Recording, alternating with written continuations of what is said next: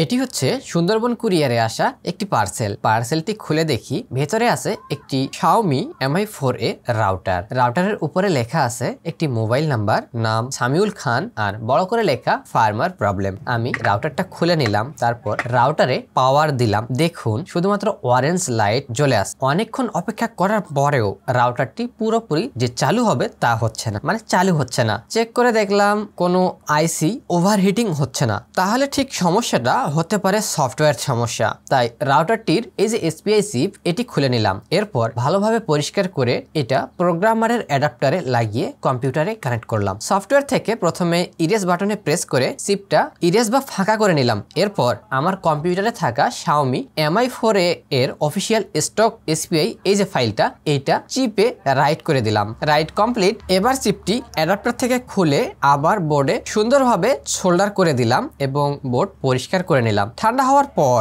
আবার রাউটারে পাওয়ার দিলাম। দেখুন এবার কিছুক্ষণের মধ্যেই রাউটারটি চালু হয়ে গেছে। ফোনে এটার SSIDও দেখাচ্ছে। এই ফোনে সবগুলো ব্যান্ড সাপোর্ট না থাকায় 5 GHz দেখাচ্ছে না। অন্য একটা ফোনে দেখে নিলাম 2.4 GHz এবং 5 GHz দুটো SSID দেখাচ্ছে, মানে রাউটারটি এখন পুরোপুরি কাজ করছে। এভাবেই একটি dead Xiaomi Mi 4a router আবার নতুনের মতো চালু হয়ে গেল। যদি ভিডিওটি আপনার ভালো লেগে থাকে পাশে থাকতে পারেন লাইক, কমেন্ট এবং সাবস্ক্রাইব করে।